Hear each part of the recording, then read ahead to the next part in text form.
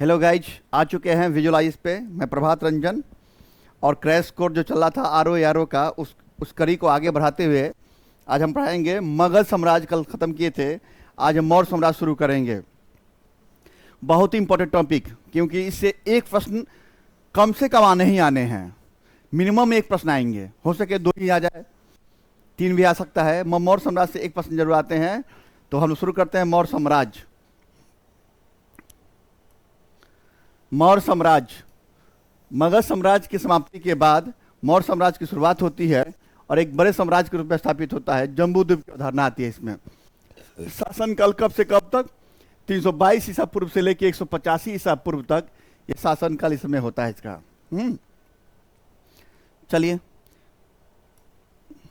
पहले जानेंगे साक्ष्य क्या क्या है। इसे जानने का साक्ष्य क्या क्या है, मौर्य साम्राज्य को जानने का साक्ष्य बताएंगे। तो पहला साक्ष्य है साहित्यिक साक्ष्य है, यानी ब्राह्मण, बौद्ध तथा जैन साहित्य में मौर्य वंश के इतिहास पर प्रकाश डाला गया है। कहाँ? ब्राह्मण में, बौद्ध और जैन में प्रकाश डाला गया है।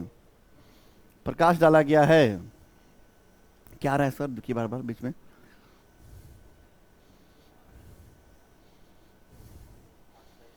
हाँ चलिए कोई बात नहीं, थोड़ी टेक्निकल इशू आ गई थी। जैन साहित्य में मौर्य वंश के इतिहास पर प्रकाश डाला गया है। ब्राह्मण साहित्य में भी कौन? पुराण, कौटिल्य द्वारा कृत जो था अर्थशास्त्र। अर्थशास्त्र कौटिल्य द्वारा कृत था, अर्थशास्त्र उसकी बात मैं कर रहा हूं। और विशाख दत्त का मुद्रा राक्षस, और इसी मुद्रा राक्षस में जो संस्थापक थे चंद्रगुप्त मौर्य, उनको वृषल कहा गया है। क्या कहा गया है? वृषल कहा गया है। यानी क्या कहा गया है? कुलीनहीन कहा गया है, निम्न कुल में जन्मे कहा गया है। और सोमदेव, किताबों का नाम याद रखिएगा, पूछा जाता है। सोमदेव कृत कथा सरिता सागर, कथा सरिता सागर जो है सोमदेव कृत है। क्षेमेंद्र, क्षेमेंद्र की कौन सी किताब है? बृहद कथा मंजरी। बृहद कथा मंजरी, इस सभी बुकों में मौर्य और पतंजलि के, मौर्य के बारे में और पतंजलि के महाभाष्य आदि में भी जानकारी मिलती है। किनके बारे में? मौर्य साम्राज्य के बारे में। किताबों का नाम याद रख लीजिएगा। कौटिल्य का अर्थशास्त्र है, विशाख दत्त का मुद्रा राक्षस है, सोमदेव का कथा सरिता सागर है, क्षेमेंद्र है बृहद कथा मंजरी, और पतंजलि के महाभाष्य। इन्होंने पाणिनि जो कृत है अष्टाध्यायी, उसी पे महाभाष्य लिखा था। अष्टाध्यायी जो व्याकरण था, उसी पे एक टीका लिखा था महाभाष्य पतंजलि ने। बौद्ध ग्रंथों में कौन कौन? बौद्ध ग्रंथ में दीपवंश, महावंश, महावंश टीका, महाबोधि वंश, दिव्यादान आदि प्रमुख है। इनमें जानकारी मिलती है मौर्य साम्राज्य के बारे में। इसमें चंद्रगुप्त मौर्य के बारे में, बिंदुसार के बारे में, अशोक के बारे में और परवर्ती मौर्य शासकों के विषयों में जानकारी प्राप्त होती है। ये साहित्यिक साक्ष्य है। देखिए अब आगे, जैन ग्रंथ में कौन कौन? जैन ग्रंथों में कौन कौन? प्रमुख स्रोत ग्रंथ कौन है? भद्रबाहु कृत कल्पसूत्र। कल्पसूत्र याद रखिएगा, कौन लिखा है? कल्पसूत्र, भद्रबाहु। और हेमचंद्र द्वारा कृत जो बुक है प्रशिष्ट पर्वन। प्रशिष्ट पर्वन में भी पता चलता है मौर्य साम्राज्य के बारे में। ये जो है यहाँ, अब कुछ विदेशी विवरणों से भी पता चलता है मौर्य साम्राज्य का इतिहास। उसकी जानकारी लेते हैं। कौन कौन से विदेशी विवरण थे? विदेशी लेखों में स्ट्रेबो, पाटियस, डियोडोरस, पिलनी, जिसकी नेचुरल हिस्ट्री किताब थी, नेचुरल हिस्ट्री किताब थी, उसमें भी जानकारी मिलती है। एरियन, जस्टिन ने तो डाकू कहा था चंद्रगुप्त मौर्य के बारे में। पुल्टार्क, निरार्कस जो सिकंदर के साथ आया था, एनोसिर्किस्टस और अरिस्टोबुलस, ये तीनों जो है सिकंदर के समकालीन है। और सिकंदर के साथ भारत जो आए थे सिकंदर आक्रमण करने, उनके साथ आया था 326 में जब भारत पे आक्रमण करने आए। इस साथ में तीनों विद्वान आए थे जिन्हें मौर्य साम्राज्य के बारे में लिखा है। उसके बाद इंडिका, मेगास्थनीज ने भी क्या किया है? जब सेल्यूकस निकोटर से युद्ध करता है चंद्रगुप्त मौर्य, तो उसके बाद यूनानी राजदूत मेगास्थनीज जो है चंद्रगुप्त मौर्य के दरबार में आते हैं। तो उसे मेगास्थनीज आते हैं, तो उन्हें एक बुक लिखी थी, इंडिका नामक बुक लिखी थी। तो मेगास्थनीज की इंडिका में भी जानकारी मिलती है, मौर्य इतिहास की जानकारी मिलती है। परंतु वो अपने मूल रूप में प्राप्त नहीं है। गए यहाँ से लिखे, बल्कि कुछ भाग प्रवर्ती लेखकों के ग्रंथों से प्राप्त होते हैं। इसमें स्ट्रेबो, प्लिनी, एरियन, पुल्टार तथा जस्टिन। देखिए इंडिका बुक मेगास्थनीज की लिखी बुक है, इंडिका इसी में लिखी गई है। जस्टिन आदि विद्वानों ने, जस्टिन जो विद्वान था उसने चंद्रगुप्त मौर्य को क्या कह दिया? सेंट्रोकोटस कह दिया। क्या कह दिया? सेंट्रोकोटस कह दिया। और सेंट्रोकोटस की पहचान विलियम जोन्स ने पहली बार किसके? चंद्रगुप्त मौर्य के बारे में पता करता है कि यही सेंट्रोकोटस चंद्रगुप्त मौर्य थे। लिखा है यहाँ, सर्वप्रथम विलियम जोन्स ने ही सर्वप्रथम सेंट्रोकोटस की पहचान चंद्रगुप्त मौर्य से की है। ये भी प्रश्न बना हुआ प्रश्न है।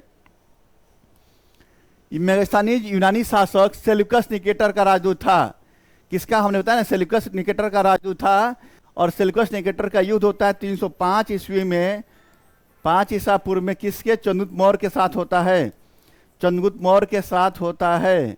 और इसमें जब ये निकेटर हार जाता है तो अपनी पुत्री हेलेना या इसका नाम कार्नेलिया था, कार्नेलिया से शादी करता है। और चंद्रगुप्त मौर्य इसको 500 हाथी गिफ्ट में देता है, 500 हाथी गिफ्ट में देता है। और बाद में वही निकेटर ने एक दूत भेजा था मेगास्थनीज को। कहाँ? किसके दरबार में? चंद्रगुप्त मौर्य के दरबार में आया था, जिसने इंडिका नामक पुस्तक लिखी थी। इसमें पाटलिपुत्रा का विस्तार से वर्णन किया है। पाटलिपुत्रा के बारे में वो पालीब्रोथा कहा है। पाटलिपुत्रा को क्या कहा है? पालीब्रोथा कहा है।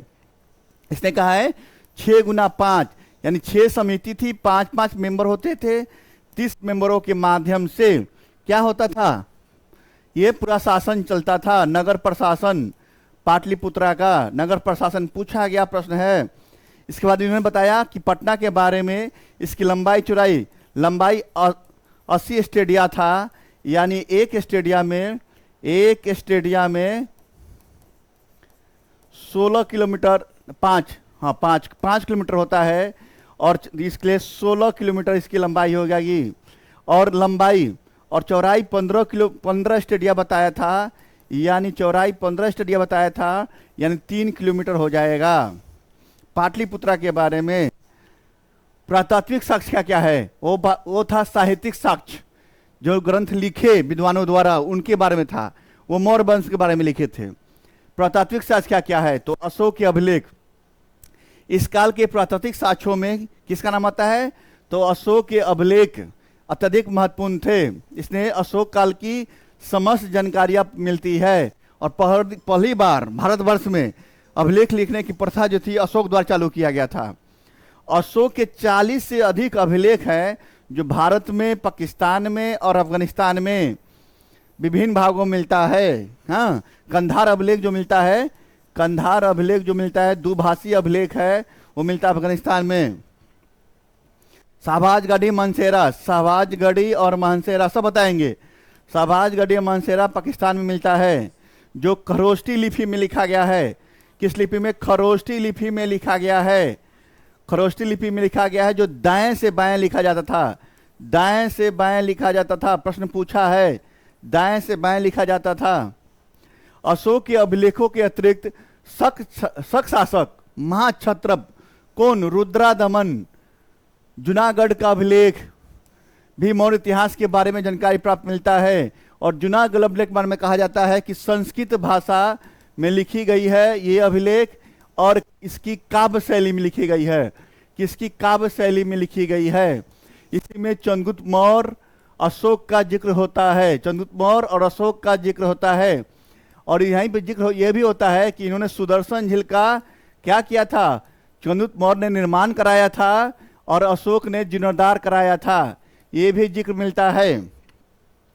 मौर्यकालीन इतिहास की जानकारी काली पॉलिश वाले मृदभांडों से मिलती है। चांदी और तांबे के पंचमार्क सिक्के से मिलती है। और पंचमार्क सिक्कों को बोलते हैं आहत सिक्के बोलते हैं। इससे भी जानकारी मिलती है। ये पुरातात्विक साक्ष्य है। मौर्य वंश के प्रमुख शासक, ये हटाइए, देखिए रॉन्ग टाइप हुए, कोई बात नहीं। कौन शासक पहला था? चंद्रगुप्त मौर्य। कब? चंद्रगुप्त मौर्य पहला शासक था। शासन काल कब से कब तक? 322 ईसा पूर्व से लेके 298 ईसा पूर्व तक था शासनकाल इनका। अब देखिए चंद्रगुप्त मौर्य, ये फोटो तो देख ही रहे होंगे मौर्य के बारे में।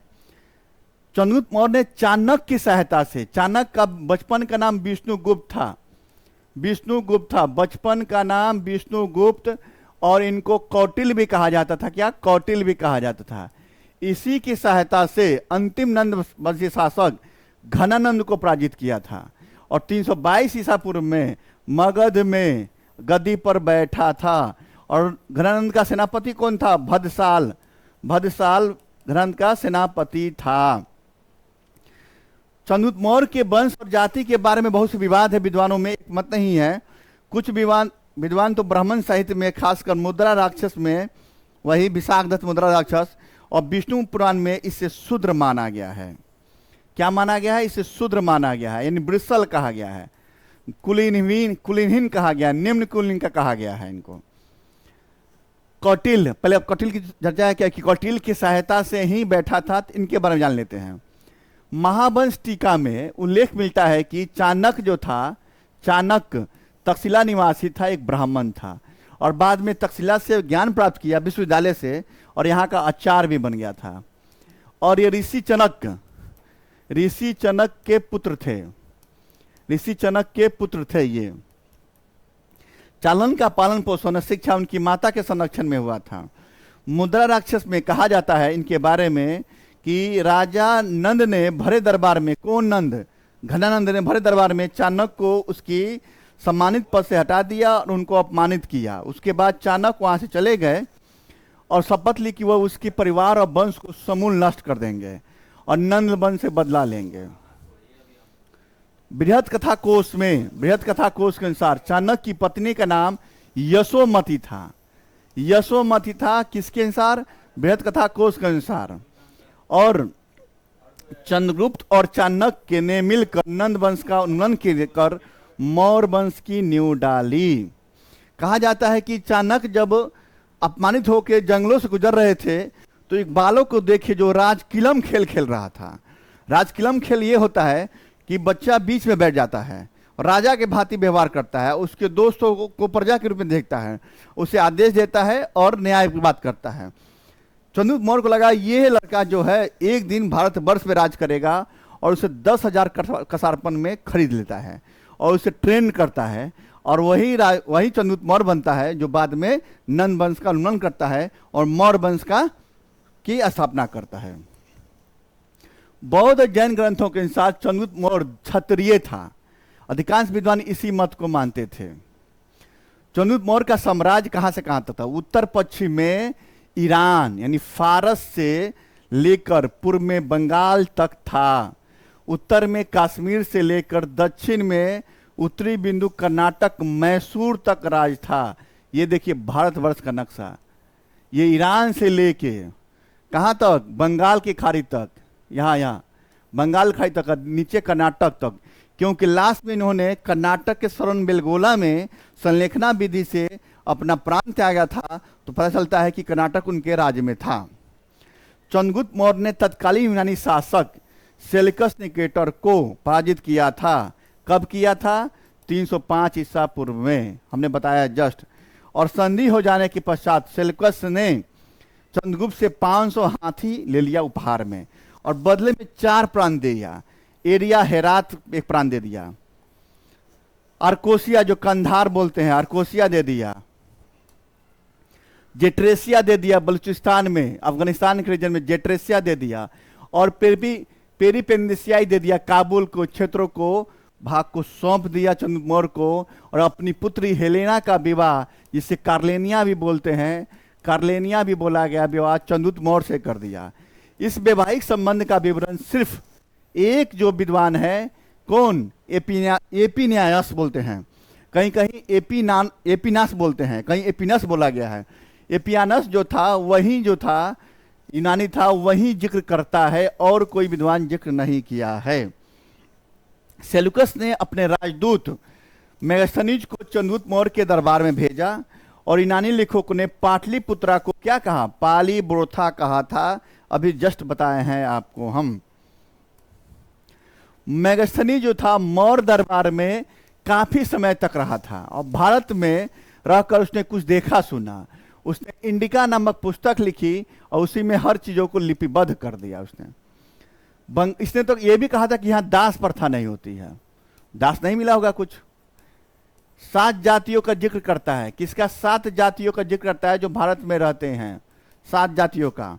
बंगाल पर चंद्रगुप्त मौर्य की विजय के बारे में जानकारी कहाँ से मिलती है?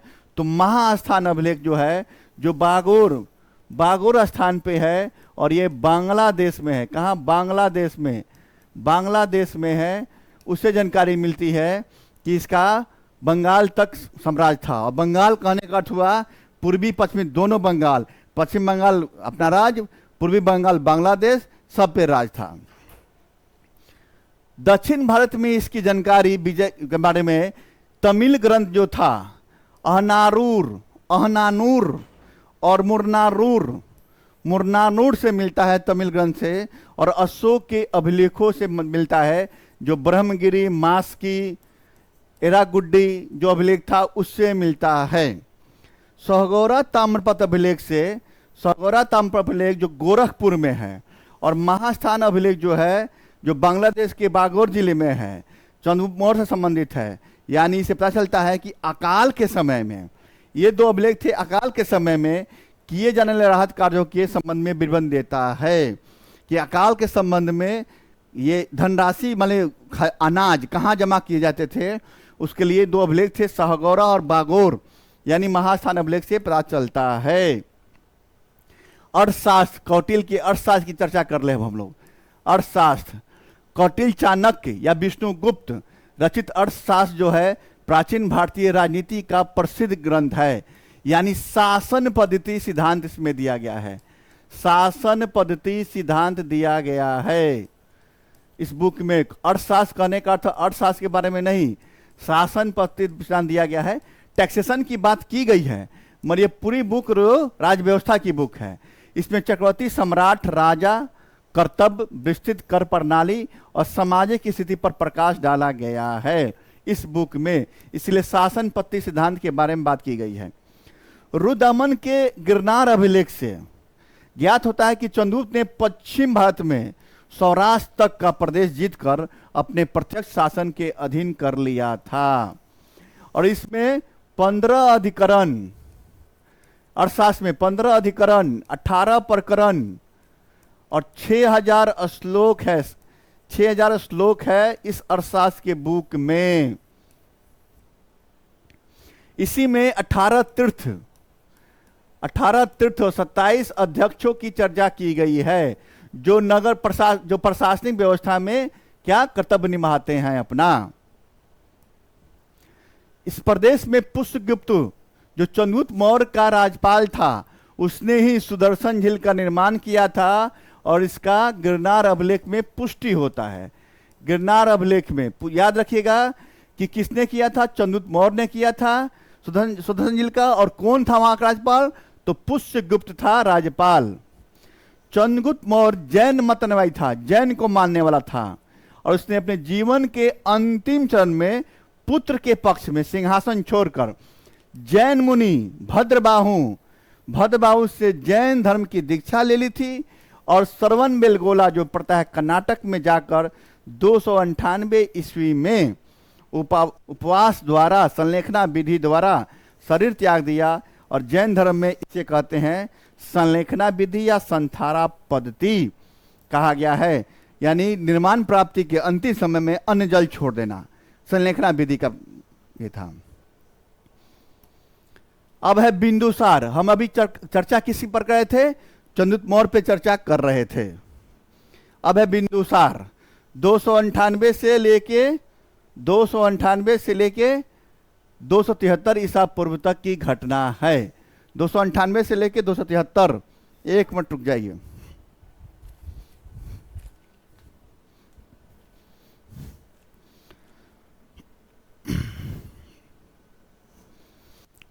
दो से लेकर 273 ईसा पूर्व तक की शासन काल था इनका।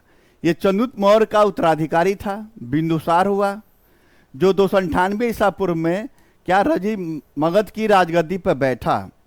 बिंदुसार जिसका नाम अन्य नाम था अमित्रघात, जिसका अन्य नाम था अमित्रघात, और जिसका अर्थ क्या होता है अमित्रघात का, क्या होता है अमित्रघात का अर्थ होता है कि सॉरी अमित्रघात, बिंदुसार को वायु पुराण में भद्रसार या मद्रसार कहा गया है।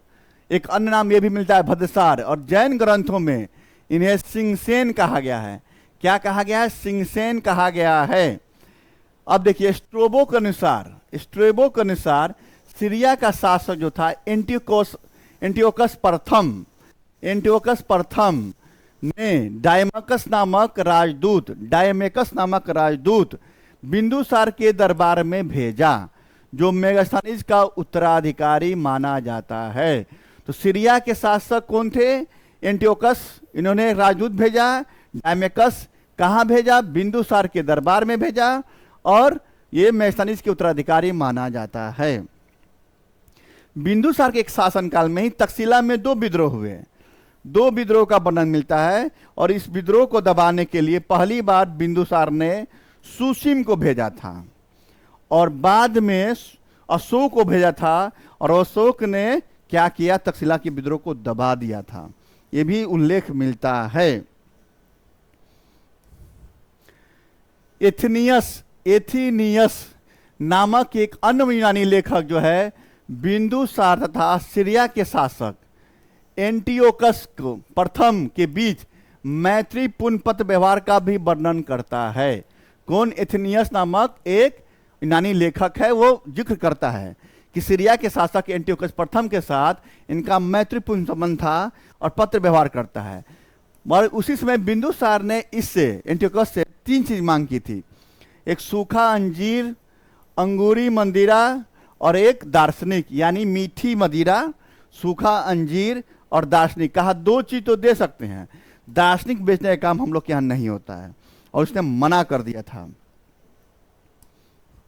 सीरियाई सम्राट ने 2 चीज अंगूरी मदिरा और सूखी अंजीर भिजवा दी, परंतु तीसरी मांग के संबंध में कहा कि यूनानी कानून अनुसार दार्शनिकों को बेचना विक्रय करना नहीं किया जाता है। फिर इसके दरबार में मिस्र के शासक टॉलमी द्वितीय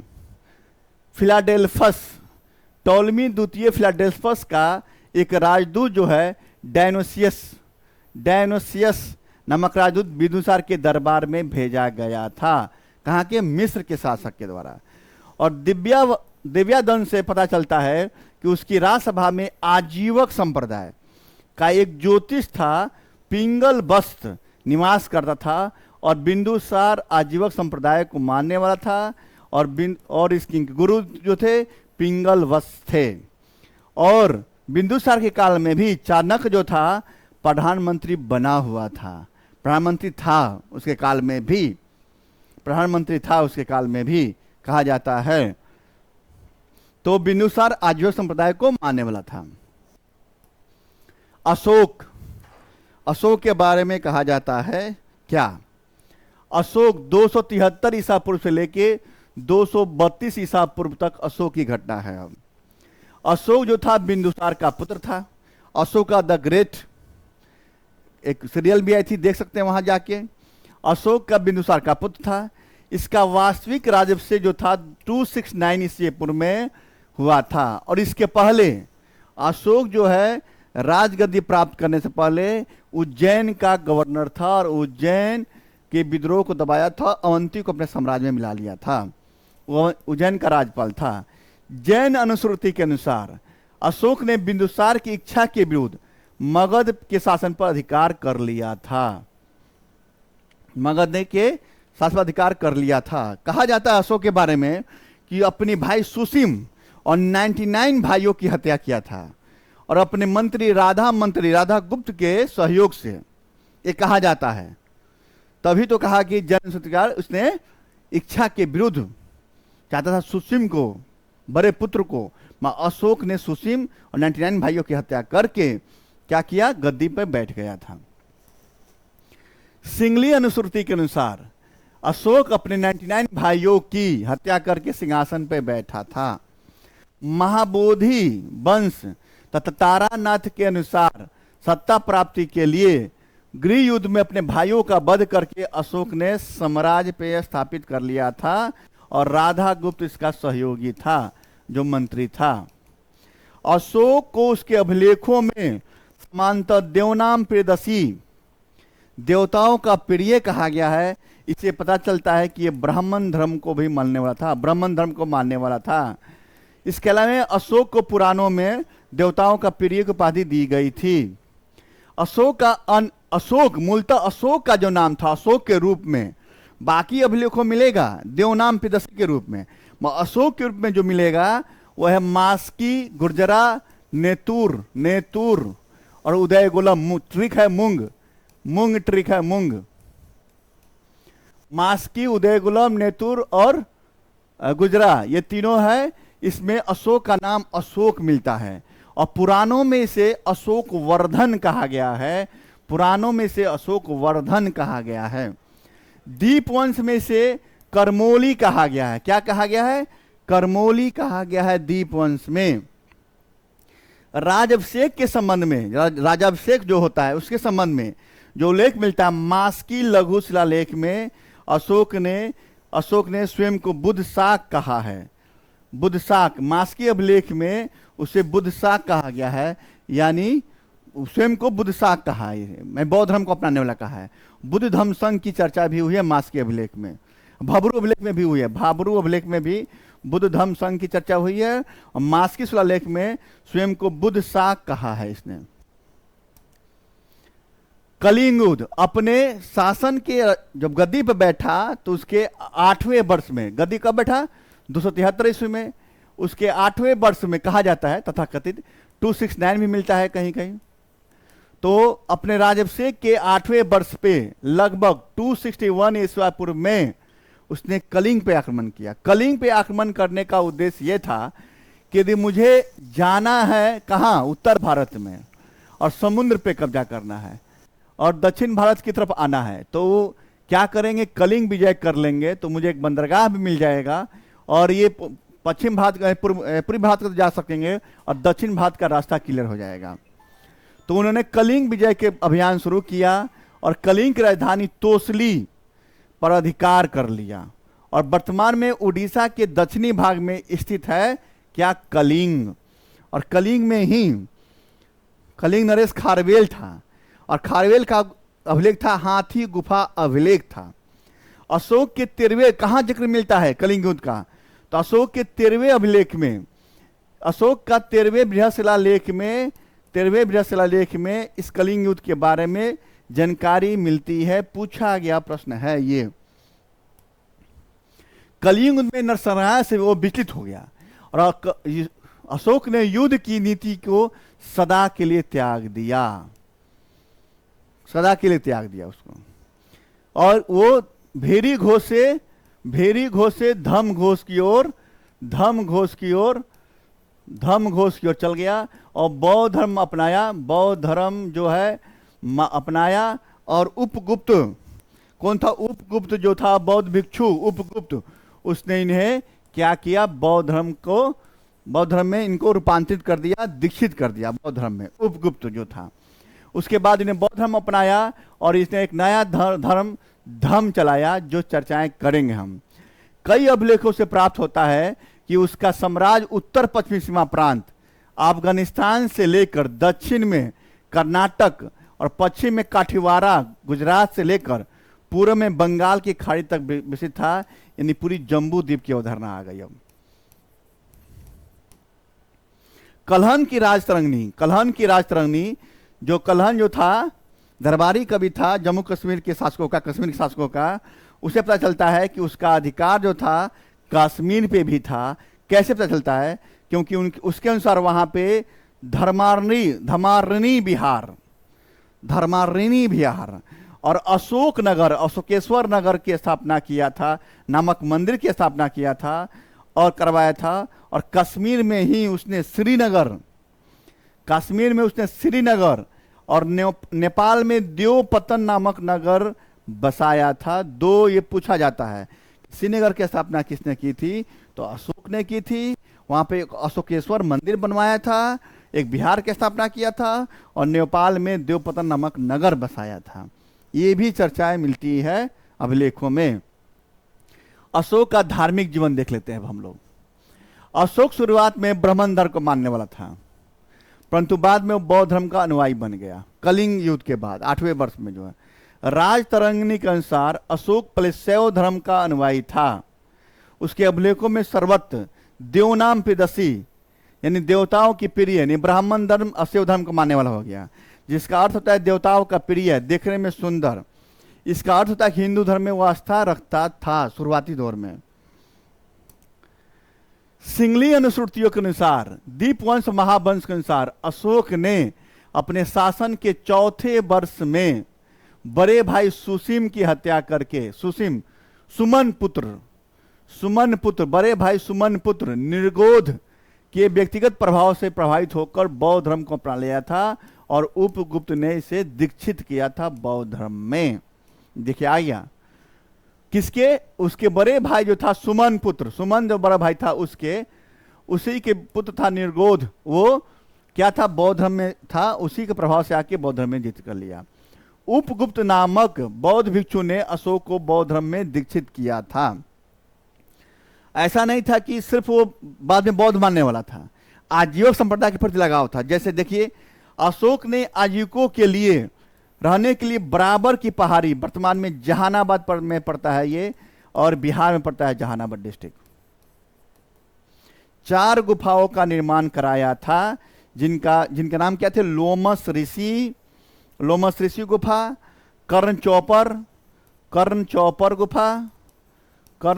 गुफा, सुदामा गुफा और विश्व झोपड़ा गुफा था। लोमस ऋषि, कर्ण चौपर, सुदामा और विश्व झोपड़ा गुफा था। अशोक ने अपने शासन के 10वें वर्ष सर्वप्रथम बोध गया की यात्रा की थी। यानी जब बौद्ध धर्म में दीक्षित हो गया वो, तो सबसे पहले बोध गया की यात्रा की। उसके बाद अभिषेक के 20वें वर्ष लुम्बिनी ग्राम गया था, और लुम्बिनी ग्राम जहां महात्मा बुद्ध का जन्म धरती था और बोध गया ज्ञान प्राप्ति का स्थल था। ये वहां पे कर मुक्त घोषित कर दिया था। यहाँ पे रूमनदेई अभिलेख से पता चलता है कि वहां यात्रा किया था। वहां जो धार्मिक कर था 1/6 उसको हटाकर 1/8 कर दिया था। इसीलिए इस अभिलेख को हम लोग धार्मिक अभिलेख भी बोलते हैं, आर्थिक अभिलेख कहा जाता है। भाबरू अभिलेख से प्राप्त होता है, लघुशिला से प्राप्त होता है कि अशोक जो स्पष्टतः बुद्ध, धम्म और संघ, जो चर्चा भी किए हैं पहले कि मास्की अभिलेख में अपने आप को स्वयं बुद्ध शाक कहा है, और भाबरू अभिलेख में जो लघुशिला लेख है उसमें बुद्ध, धम्म और संघ का अभिवादन करता है। और सारनाथ लघुशिला लेख है, सांची लघुशिला लेख है, और कौशाम्बी जिसे रानी अभिलेख भी बोलते हैं, लघु स्तंभों में अशोक ने बौद्ध होने का प्रमाण मिलता है। क्योंकि सारनाथ और सांची अभिलेख और कौशाम्बी अभिलेख जिसे रानी अभिलेख या कौशाम्बी अभिलेख को प्रयागराज अभिलेख भी कहते हैं, क्योंकि अकबर द्वारा उस अभिलेख को कौशाम्बी से हटाकर कहाँ, प्रयागराज में स्थापित कर दिया गया, इन्हें इलाहाबाद के किले में स्थापित कर दिया गया। इसे रानी अभिलेख भी कहते हैं। इसमें संघ भेद होने पे बौद्ध भिक्षुओं को दंड देने की प्रावधान की बात की थी। इसे प्राप्त होता है कि अशोक बौद्ध था, बौद्ध होने का प्रमाण प्राप्त होता है। बौद्ध धर्म ग्रहण करने के बाद अशोक ने आखेट और बिहार की यात्राएं रोक दी थी और उनके स्थान पे धर्म यात्राएं शुरू की थी। इसलिए धर्म महामात की नियुक्ति करता है। वो कहाँ धर्म महामात की नियुक्ति करता है, वो उसके धर्म महामात की नियुक्ति करता है। उसके 5वें बृहस्पति लेख में धर्म महामातों की नियुक्ति की बात की गई है, जो 10वें वर्ष किया गया था। 5वें शिलालेख में जिक्र करता है। वह महात्मा बुद्ध के चरणों से पवित्र स्थानों पर गया और उसकी पूजा की। उसकी यात्राओं का क्रम देखिए क्या गया। पहले गया वो बोध गया 10वें वर्ष, फिर ये ज्ञान की प्राप्ति जहां हुई, फिर कुशीनगर गया जहां महापरिनिर्वाण की प्राप्ति हुई। उसके बाद गया लुम्बिनी जहां जन्म स्थल था उनका, जन्म स्थल था। उसका कपिल वस्तु बगल में पड़ता है, वहां गया। फिर सारनाथ जो है यहाँ उपदेश दिए थे, वहां गया। और श्रावस्ती गया, जहां सर्वाधिक वर्षा काल में समय बिताए थे, वो वहां गया। आप क्लास देख सकते हैं, बौद्ध धर्म का क्लास पढ़ा हुआ है। तो ये धर्म यात्रा की, और हर 10वें वर्ष पे 14वें वर्ष में धर्म महामात्रों की नियुक्ति किया था। ये अशोक द्वारा भेजे गए धर्म प्रचारक कौन कौन थे? और इसी के काल में, अशोक के काल में कौन सी बौद्ध संगति हुई थी? अशोक के काल में ही एक बौद्ध संगति हुई थी, जिसका नाम क्या था ये बताना है। अशोक काल में तृतीय बौद्ध संगति हुई थी पाटलिपुत्रा के अशोक राम विहार में, जिसका अध्यक्ष कौन था? तृतीय बौद्ध संगति हुई थी पाटलिपुत्रा के अशोक राम विहार में। अशोक राम विहार में, अशोक राम विहार में, जो कहाँ था? मोगली पुत्र तिस इसका अध्यक्ष था। उसके बाद उसने धर्म प्रचारकों को भेजा था। क्या भेजा था? धर्म प्रचारकों को भेजा था। उसके बाद उसने धर्म प्रचारकों को भेजा था। वो कौन कौन थे? तो महेंद्र उसका पुत्र और संमित्रा उसकी पुत्री, उसको भेजा श्रीलंका। और ताम्रपर्णी, श्रीलंका को कहा गया ताम्रपर्णी। इसका उल्लेख मिलता है दूसरे और 13वें शिलालेख में मिलता है, जिसे सीमांतक राज्य के रूप में दर्जा दिया गया है।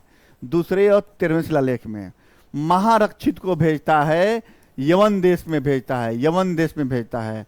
मध्यम को भेजता है, हिमालयवर्ती प्रदेश में भेजता है। महादेव को भेजता है, महादेव को महिषमंडलम मैसूर में, महिषमंडलम मैसूर भेजता है। और महाधर्म रक्षित को भेजता है कहाँ? महाराष्ट्र में भेजता है। और सोना और उत्तरा दो को मिलता है, स्वर्ण भूमि मिलता है।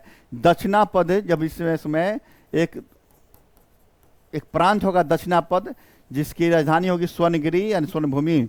और महाछंतिक को भेजता है, कश्मीर और गंधार भेजता है। कहाँ कहाँ? कश्मीर और गंधार भेजता है। चलिए आज क्लास इतना ही। आगे अभी और करेंगे। अभी तो प्रशासन बाकी है, अशोक के धर्म की व्याख्या बाकी है, अशोक के अभिलेखों की चर्चा बाकी है। नेक्स्ट क्लास में मिलते हैं। जय हिंद, जय भारत साथियों।